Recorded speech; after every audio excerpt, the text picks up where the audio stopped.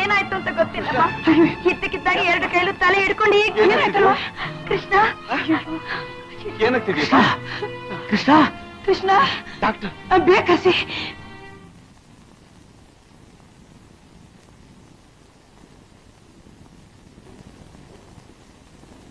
ಯಾವ ರೀತಿ ಟ್ರಬಲ್ ಕಾಣಿಸ್ತಲ್ಲ mister Krishna. Exercise are perfect all right. ನೀವು ಕೇಳಿದ್ದು ಯಾವ ರೀತಿ ಸದ್ದು? ಅದೇ ಡಾಕ್ಟರ್, ಒಂಥರ ಟಿಕ್ ಟಿಕ್ ಟಿಕ್ ಟಿಕ್ ಅಂತ ಆ ಶಬ್ದಕ್ಕೆ ತಲೆನೋವು ಬಂದಾಗಾಯ್ತೇನು? ತಲೆ ನೋವಲ್ಲ ಡಾಕ್ಟರ್, ತಲೆ ಸಿಡಿತ. ತಲೆ ಮೇಲೆ ಯಾರೋ ಹೆಮರ್ ಮಾಡೋದಾಗಿತ್ತು. ಏನಮ್ಮ ನೀವು ಆ ಶಬ್ದ ಕೇಳಿದ್ರೇನು? ನನಗೆ ಯಾವ ಶಬ್ದನೂ ಕೇಳಿಲ್ಲ ಡಾಕ್ಟರ್. ಇವರೇ ಇದ್ದಕ್ಕಿದ್ದಾಗ ತಲೆನ ಹಿಡ್ಕೊಂಡು ಸಂಕಟಪಟ್ಟಿದ್ದನ್ನು ನೋಡಿದೆ. ಸೈ ಇವರೊಂದು 3 days ನಮ್ಮ ಹಾಸ್ಪಿಟಲ್ ನಲ್ಲಿ ಅಬ್ಸರ್ವೇಷನ್ ನಲ್ಲಿ ಇರಲಿ. Please come.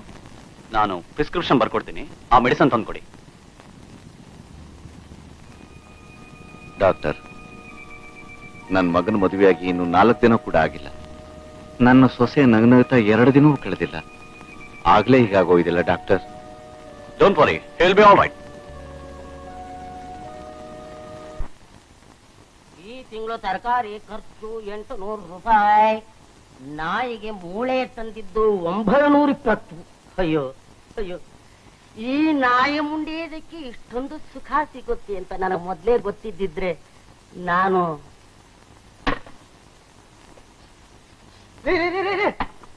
ಒಳಗಡೆ ಒಗ್ಗರಣೆ ನೆತ್ತಿ ಹಾಕ್ಬಿಟ್ಟಿದ್ದು ಬಿಡು. ನಾ ಬಿಡ್ರಿ, ಒಳಗಿರೋ ವಾಸನೆ ಎಳಿಯೋಕ್ಕೂ ಬಿಡೋಲ್ಲ ಅಂತೀಯಲ್ಲ ಕರ್ಮಗೇಡಿ. ಇದನ್ನ ಆಸ್ಪತ್ರೆಗೆ ತಗೊಂಡೋಗಿ ಗಾಯತ್ರಿ ಅಮ್ಮನ ಕೈ ಕೊಡಿ. ಈಗ ಆಸ್ಪತ್ರೆಗೆ ಹೋಗ್ತೀಯಾ ಅಂತೀಯಾ? ಏನ್ ಮತ್ತೆ ತಗೊಂಡೋಗಿ ಕೊಡ್ರಿ, ಹೋಗ್ತೀನಿ. ಏನ್ ತಂದಿದೀಯಾ ಕೊಡು ಅಂದ್ರೆ ಕೊಡ್ತೀನಿ. ಇಲ್ದಿದ್ರೆ ಎಲ್ಲ ನೀವೇ ತಿಳ್ಬಿಡ್ತೀರಾ? ಅಯ್ಯೋ, ಈಗ ತಾನು ಕೆಮ್ಮನ್ ಕಲ್ಸಿ ಎಮ್ಮೆ ಕರ್ಗಸ್ ಕುಡ್ದಲ್ರಿ, ಅದೇ ಹೊಟ್ಟೆನ ತೊಟ್ಟಿನೋ ಬಟ ಬಟ. ಈ ಬೆಲ್ಟಿಗೆ ಇಷ್ಟೊಂದು ಹೋಲು ಯಾಕೆ ಇಟ್ಟಿರೋದು ಅಂತ ತಿಳ್ಕೊಂಡಿದೀಯಾ? ಇಂಥ ಡಬಲ್ ಟೇಕ್ ಪರಿಸ್ಥಿತಿ ಬಂದಾಗ ಅಡ್ಜಸ್ಟ್ ಮಾಡೋಕೆ ಕಣೋ. ಈ ಬೆಲ್ಟನ ಒಂದ್ಸಲ ಹೀಗಂದ್ಬಿಟ್ರೆ ಒಂದೊಂದು ಹೋಲು ಟೇಕ್. ಈಗ ಇದು ನೀವು ತಗೊಂಡೋಗಿ ಕೊಡದಿದ್ರೆ ಕಟ್ಟಿನ ಬೆಲ್ಟ್ ಯಜಮಾನ ಕೈಗೆ ಬರುತ್ತೆ ಗೊತ್ತಾ? ಬೆಲ್ಟ್ ಬಿಚ್ಚೋದ್ರೆ ಕಚ್ಚನೆ ಬಿಚ್ಚೋಗ್ಬಿಡುತ್ತೆ ಕಣೋ. ಹೋಗಿ ಹೋಗಿ.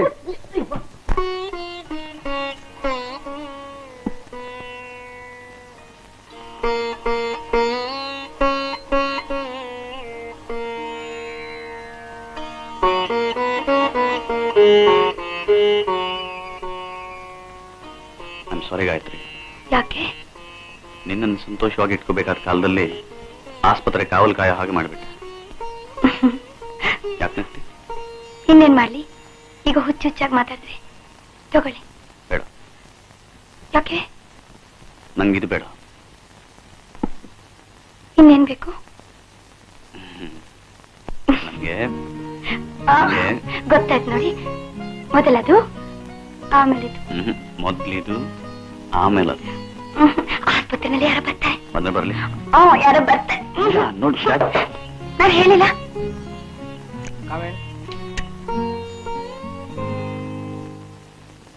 R you comfortable mister Krishna? Yes doctor, thank you. Doctor ಇದ್ರಿಗೆ ಫರ್ದರ್ ಎಕ್ಸರ್ಸೈಸ್ ಎಲ್ಲ ನೋಡ್ತಾ ಇದ್ದೀವಿ. ಇನ್ನೊಂದು 2 days ನಲ್ಲಿ ರಿಸಲ್ಟ್. ಸರಿ doctor. Thank you. Thank you. Come on. ಈ ಡಾಕ್ಟರ್ಗಳೆಲ್ಲ ನೆಂಟರ ಹಾಗೆ ಯೋಗಕ್ಷೇಮ ವಿಚಾರಿಸ್ತಾರೆ ಹೊರತು ಏನಾಗಿದೆ ಅಂತ ಹೇಳೋದೇ ಇಲ್ಲ. ಡಾಕ್ಟರ್ಗಳೆಲ್ಲ ನಮ್ ಹಾಗೆ ಮನುಷ್ಯರು, ಗೊತ್ತಾದ್ರೆ ತಾನೇ ಹೇಳೋಕೆ. ಅಂದ್ರೆ ಅವರಿಗಿಂತ ದೊಡ್ಡವರೊಬ್ಬರಿದ್ದಾರೆ, ಅವ್ರನ್ನ ಕೇಳ್ಕೊಳ್ಳಿ. ಇನ್ಯಾವ ಡಾಕ್ಟರ್ನ? ನಾನು ಹೇಳಿದ್ದು ಎಲ್ಲರಿಗಿಂತ ದೊಡ್ಡವರನ್ನ, ಆ ಧನ್ವಂತ್ರಿನ. ಎಲ್ಲಿದ್ದ ನಿನ್ನ ಧನ್ವಂತ್ರಿ? ಮಂತ್ರಾಲಯದಲ್ಲಿ. ಓ, ನಾನಿನ್ನ ರಾಘವೇಂದ್ರ ಸ್ವಾಮಿಗಳ? ಹೌದು. ಭಕ್ತಿಯಿಂದ ಅವ್ರನ್ನ ಏನಾಗಿದೆ ಅಂತ ಕೇಳಿ ಹೇಳ್ತಾರೆ, ವಾಸಿ ಮಾಡ್ತಾರೆ. ಗಾಯತ್ರಿ, ಅವ್ರು ಹಾಗೆ ವಾಸಿ ಮಾಡೋ ಹಾಗಿದ್ರೆ ಊರು ತುಂಬಾ ಎಷ್ಟೊಂದು ರೋಗಿಗಳೇ ಇರ್ತಿರ್ಲಿಲ್ಲ. ವಾಸಿ ಮಾಡಿಸ್ಕೊಳ್ಳೋ ರೋಗಿಗಳಿಗೆ ನಂಬಿಕೆ ಇರಬೇಕು. ನಿನಗೆ ನಂಬಿಕೆನೇ ಅಲ್ಲ, ಕೇಳ್ಕೊ. ಸೋಪಾನ ನಿಮ್ಮೇಲಲ್ಲ, ಇನ್ಯಾರ ಮೇಲೆ? ಆ ದೇವರ ಮೇಲೆ. ನಿಮಗಿನ್ನೂ ಒಳ್ಳೆ ಬುದ್ಧಿ ಕೊಟ್ಟಿಲ್ವಲ್ಲ ಅಂತ. ಒಳ್ಳೆ ಬುದ್ಧಿ ಕೊಡದೇ ಇದ್ರೆ ಏನಾಯ್ತು? ನಿನ್ನಂತ ಒಳ್ಳೆ ಹೆಂಡತಿ ಕೊಟ್ಟಿದ್ದಾನಲ್ಲ. ಈ ಕತೆ ಎಲ್ಲ ಬೇಡ. ಸರಿ, ಜ್ಯೂಸ್ ಕೊಡು. ಅದಲ್ಲ, ಇದು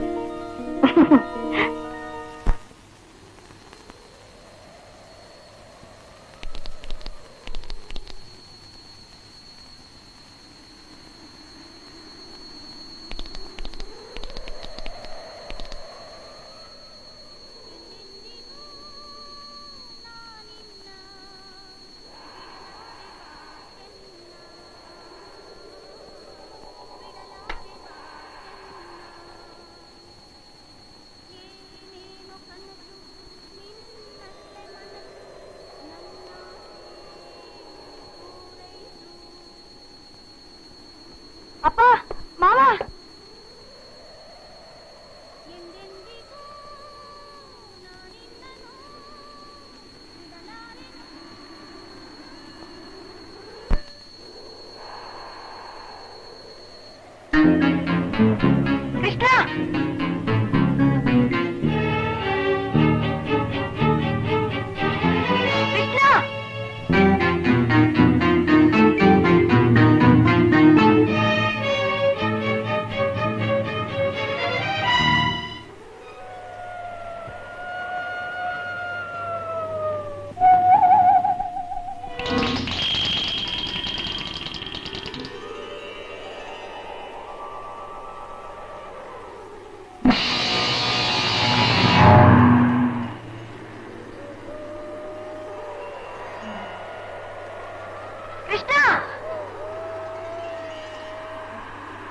ಕೃಷ್ಣ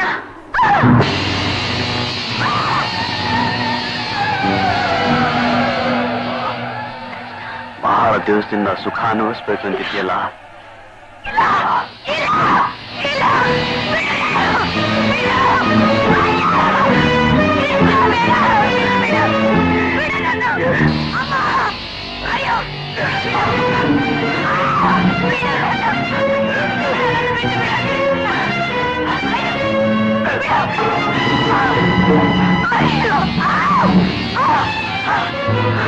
ಬೇಡ ಕೃಷ್ಣ, ಬೇಡ, ಬಿಟ್ಟು ಬೇಡ, ಬೇಡ ಕೃಷ್ಣ, ಬೇಡ, ಬೇಡ, ಬೇಡ ಕೃಷ್ಣ, ಬೇಡ,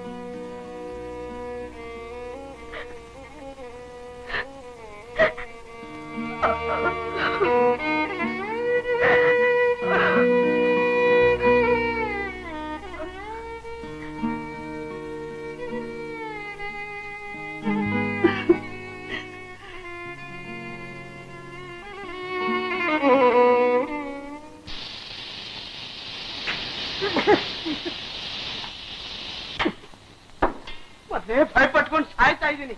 ಇದು ಬೇರೆ ಈ ಮನೇಲೋ ಕುಂತ್ರ ಭಯ, ಮಿತ್ರ ಭಯ. ಈ ಭಯದಲ್ಲಿ ಸಾರ್ ಏನ್ ಹಾಕ್ಬೇಕು, ಏನ್ ಬಿಡ್ಬೇಕು ಅನ್ನೋದು ಎಲ್ಲ ಮರ್ತು ಹೋಗಿದ್ದೀನಿ.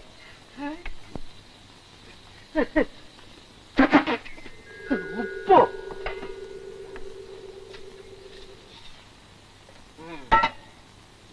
ಆಮೇಲೆ ತರಕಾರಿ,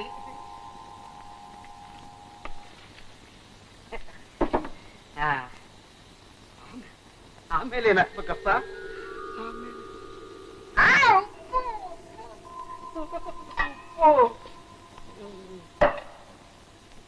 ಉಪ್ಪು ಹಾಕಬೇಕು, ಉಪ್ಪು ಹಾಕಬೇಕು, ಉಪ್ಪು ಹಾಕಬೇಕು. ಉಪ್ಪು ಈಗ ಇದಾದ ಹಾಗಿದೆ.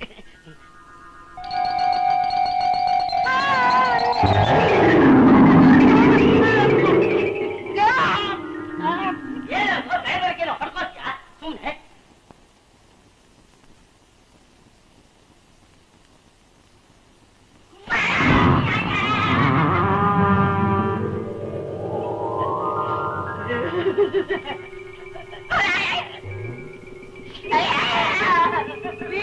ನಾನು ಅಡುಗೆ ಮಟ್ಟ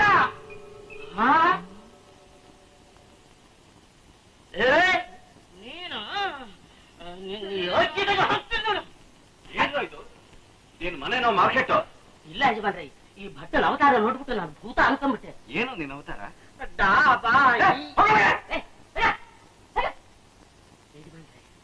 ನಮ್ ಚಿಕ್ಕ ಯಜಮಾನ್ರ ಭೂತ ಹಿಡ್ಕೊಂಡು ಇನ್ನೊಂದ್ಸತಿ ಹಾಗೆ ಹೇಳಿದ್ರೆ ಕೋಪ ಮಾಡ್ಕೋಬೇಡಿ ಯಜಮಾನ್ರಿ. ಉಪ್ಪುಂಡ ಮನೆ ಚೆನ್ನಾಗಿರ್ಬೇಕು ಅಂತ ನಮ್ಮ ಆಸೆ. ಏನೋ ಕೆಟ್ಟ ಗ್ರಹಚಾರ ಬರೆದ್ಬಿಟ್ಟಿದೆ ನಮ್ ಚಿಕ್ಕ ಯಜಮಾನ್ರಿಗೆ. ಆ ಹುಳ್ಳೂರು ಮುಖ್ಯ ಪ್ರಾಣನ ಕರೆಸಿ ಒಂದ್ಸಲ ಪೂಜೆ ಹಾಕಿಸ್ಬಿಟ್ರೆ. ಭೂತ ಪಿಶಾಚಿ ಎಲ್ಲ ನಿಮ್ಮ ಭ್ರಮೆ ಕಂಡ್ರು. ಯಾವ ಹುತ್ತದಲ್ಲಿ ಯಾವ ಹಾವಿರುತ್ತೋ, ಯಾರ ಕೈಗುಣ ಹೇಗಿರುತ್ತೋ ಹೇಗೆ ಹೇಳಕ್ಕಾಗುತ್ತೆ ಬಾವಾ. ಅಲ್ಲ, ಮುಖ್ಯ ಪ್ರಾಣನ್ ಕರ್ಕೊಂಡು ಬಂದು ತೋರಿಸೋದ್ರಲ್ಲಿ ತಪ್ಪೇನಿದೆ? ನೀನು ಭೂತ ಅಂತಂದ್ರೆ ನಂಬ್ತೀಯ? ಪರಿಸ್ಥಿತಿ ಆಗಿದೆಯಲ್ಲ ಭಾವ. ನೀನು ಹೂವನ್ನು ಇವತ್ತು ನಾನೇ ಆ ಮುಖ್ಯ ಪ್ರಾಣನ್ ಕರ್ಕೊಂಡು ಬಂದು ತೋರಿಸ್ತೀನಿ. ನಿನ್ನಿಷ್ಟ ಅಂದ್ರೆ ಅದೇ ಏನು ಮಾತು ಭಾವ. ಈ ಮಂಕು ಮುಂಡೆ ಯಾವ ಹೊತ್ನಲ್ಲಿ ಯಾರು ನೋಡಿ ಹೆದರ್ಕೊಂಡು ಯಾವ ಪ್ರಾಣ ಬಿಡ್ತಾವ ಏನೋ ಯಾರಿಗೂ ಗೊತ್ತು ಭಾವ.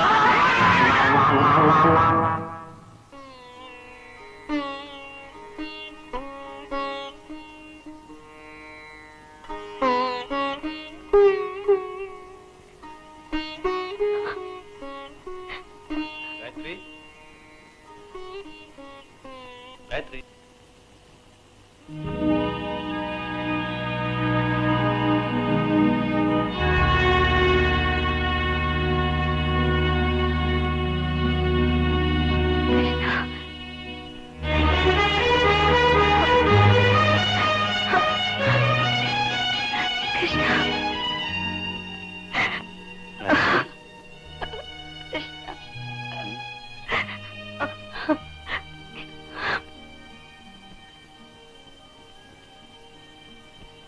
ಅಳ್ಬೇಡ ಗಾಯತ್ರಿ.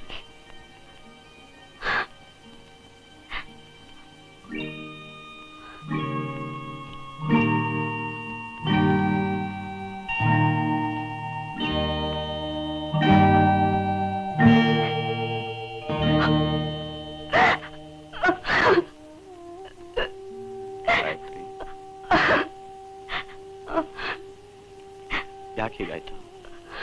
ನಾನು ಯಾಕೆ ಹೀಗಾಗಿದ್ದೀನಿ? ನನಗೊಂದು ಅರ್ಥ ಆಗ್ತಿಲ್ಲ. ನಿಮಗೇನಾಗುತ್ತೆ ಅಂತ ಗೊತ್ತಾಗಲ್ವೇನು? ಇಲ್ಲ ಗಾಯತ್ರಿ, ಇದ್ದಕ್ಕಿದ್ದ ಹಾಗೆ ಚಳಿ ಬಂದಾಗ ಆಗತ್ತೆ. ನನ್ನನ್ನು ಯಾರೋ ಆತ್ಮ ಹಿಡಿದ ಹಾಗಾಗತ್ತೆ.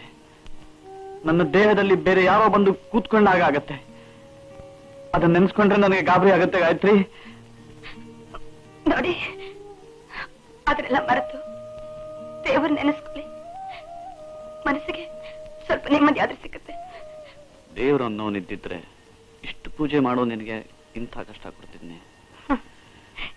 ಈಗ ನನಗೇನ್ ಕಷ್ಟ ಬಂದಿದೆ? ಮದುವೆ ಆಗಿ 4 ದಿನ ಗಂಡನ ಜೊತೆ ಹಾಯಾಗಿರೋಕ್ಕಾಗ್ಲಿಲ್ಲ ನೋಡು ಗಾಯತ್ರಿ. ನಿನ್ನನ್ನು ಕರ್ಕೊಂಡು 1 ತಿಂಗಳು ಕಾಶ್ಮೀರಿಗೆ ಹೋಗಿ ಆನಂದವಾಗಿರ್ಬೇಕು ಅಂತ ಆಸೆ ಪಟ್ಟಿದ್ದೆ. ಅಷ್ಟರಲ್ಲಿ ನನ್ನ ಸ್ಥಿತಿ ಹೀಗಾಗೋಯ್ತು. ನೋಡಿ, ನೀವೆಲ್ಲಿರ್ತೀರೋ ಅದೇ ನನಗೆ ಕಾಶ್ಮೀರ್. ಹೇಗಾದ್ರೂ ನೀವು ಹುಷಾರಾಗ್ಬಿಟ್ರೆ ಸಾಕು. ಗಾಯತ್ರಿ, ನಾನು ಮೊದಲಿನ ಹಾಗೆ ಆಗ್ತೀನ? ಖಂಡಿತವಾಗಿ ಆಗ್ತೀರಿ. ದೇವ್ರು ನಮ್ಮನ್ನ ಕೈ ಬಿಡಲ್ಲ. 1 ನಿಮಿಷ ಬರ್ತೀನಿ. ಎಲ್ಲಿಗೆ ಹೋಗ್ತೀಯಾ? ನಿನ್ನೆಯಿಂದ ನೀವೇನು ಆಹಾರ ತಗೊಂಡಿಲ್ಲ, ಏನಾದ್ರೂ ತರ್ತೀನಿ. ಬೇಡ, ನಂಗೇನು ಬೇಡ. ನೀನಿಲ್ಲಿದ್ರೆ ಸಾಕು. ನೀನು ಸದಾ ನನ್ನ ಪಕ್ಕದಲ್ಲೇ ಇರಬೇಕು. ಸದಾ ನಿನ್ನ ಅಂದವಾದ ಮುಖ ಮುಚ್ಚಿಸಿ ಮೈ ಮರಿಬೇಕು ಅನ್ನೋ ಆಸೆ ಉಂಟು. ಇನ್ನೇನು ಬೇಕಾಗಿಲ್ಲ. 1 ನಿಮಿಷ ಸುಮ್ಮನೆ ಹಠ ಮಾಡಬೇಡಿ. ಆರೋಗ್ಯ ಕೆಟ್ಟು ಹೋಗುತ್ತೆ. ಈಗಲೇ ಬರ್ತೀನಿ.